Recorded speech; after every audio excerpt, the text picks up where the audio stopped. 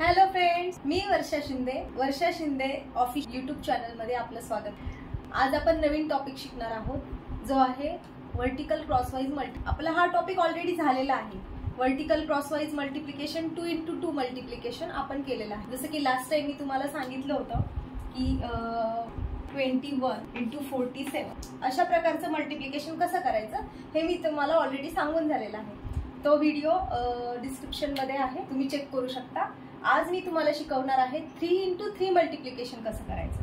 म्हणजे for example 251 × 252 470। आता आपण हे अशा प्रकारचं मल्टिप्लिकेशन करताना आपल्या ट्रॅडिशनल पद्धतीने कसं करतो, 2 1 जा 2, 2 1 जा 2, 2 2 जा 4, क्रॉस 7 1 जा 7, 7 1 जा 7, 7 2 जा 14, क्रॉस क्रॉस 4 1 जा 4, 4 1 जा 4, 4 2 जा 8 आणि या सगळ्याचं ऍडिशन होतं, बरोबर। 2 9 11 11 4 50 1 कॅरी 9 9। तर हे येतं आपलं आन्सर। पण अशा प्रकारचं मल्टिप्लिकेशन करण्यासाठी आपल्याला जेवढा वेळ लागतो त्याच्यापेक्षा कमी वेळेमध्ये आणि फास्ट पद्धतीने आपण कसं मल्टिप्लिकेशन करायचं हे मी आज तुम्हाला शिकवणार आहे। आता आपण ट्रॅडिशनल पद्धतीने ऑलरेडी बघितलं। आता आपण वैदिक मॅथ्सच्या वर्टिकल क्रॉसवाइज मेथडने कसं सॉल्व्ह करतो आपण ते। तर फॉर एक्झाम्पल आपण घेतोय 312 × 452। ओके, हे मल्टिप्लिकेशन आपण सॉल्व्ह तुम्ही तुमच्या पद्धतीने सॉल्व्ह करा, मी माझ्या पद्धतीने सॉल्व्ह करते आणि कसं सॉल्व्ह करते हे मी तुम्हाला दाखवते। तर ह्या अशा प्रकारच्या वर्टिकल क्रॉसवाइज मेथडने करताना आपल्याला 5 स्टेप्स असतात। जसं की 2 × 2 मल्टिप्लिकेशन साठी मी तुम्हाला 3 स्टेप्स सांगितल्या होत्या।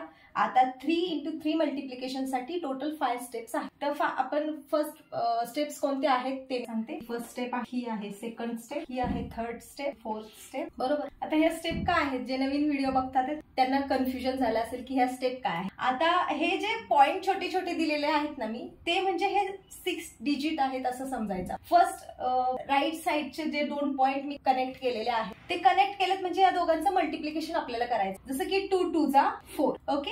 नंतर सेकंड स्टेप मध्ये ह्या दोघांचं आणि या दोघांचं मल्टिप्लिकेशन करून आपल्याला ऍडिशन करायचं। म्हणजे काय, 2 1 जा 2, 5 2 जा 10, 2 + 10 12। तर आता 2 डिजिट नंबर आलाय, तर आपल्याला फक्त 1 डिजिट घ्यायचंय, 1 कॅरी करायचं। तर आपण 2 जो आहे इथे लिहितोय आणि 1 कॅरी होत। आता थर्ड स्टेप काय आहे, तर आपल्याला क्रॉस मल्टिप्लिकेशन करायचंय। कसं, 3 2 जा 6, 4 2 जा 8, 1 5 जा 5 आणि आपला फर्स्ट कॅरी झालेला जो 1 आहे तो आपण याच्यामध्ये ऍड। तर 1 + 6 7 + 15 + 5 20। तर हे आले 20। आता परत 2 डिजिट आला, तर आपल्याला जो 0 आहे तो आपल्याला इथे घ्यायचा आहे आणि 2 आहे तो कॅरी करायचा। फोर्थ स्टेप आहे 5 3 जा 15, 4 1 जा 4। याचं परत एकदा ऍडिशन होईल, 2 + 5 7 + 4 11, 1 + 1 2। हे आले 21 मध्ये 1 आपण इथे घेतोय आणि 2 कॅरी। आता लास्ट 3 4 जा 12, 12 + 2 4। तर हे आलं आन्सर, ओके। तर हे जेव्हा तुम्हाला सुरुवातीला तुम्ही करता तेव्हा थोडंसं तुम्हाला डिफिकल्ट वाटू शकतं, पण हे सवयीने अगदी इझिली आपण करू, ओके। तर तुम्हाला याची प्रॅक्टिस करायची आहे। आपण असेच अजून 1-2 एक्झाम्पल घेऊया। तर फर्स्ट स्टेप 2 1 जा 2, सेकंड 5 1 जा 5, 9 2 जा 8, ऍडिशन 23 इथे लिहितोय, 2 कॅरी करू। थर्ड 6 1 जा 6, 8 2 जा 16, 9 5 जा 45, ऍडिशन 2 8 8 40 + 5 9, 1 कॅरी 6 69 आलं, 9 इथे लिहितोय, 6 कॅरी। नेक्स्ट 4 6 9 जा 54, 8 5 जा 40, 100 आलं, 0 इथे लिहितोय, 10 कॅरी। नेक्स्ट लास्ट 6 8 जा 48, 48 + 10 50। हे आलं आपल्या। आणि नेक्स्ट जे आहे ते तुम्हाला आहे होमवर्क।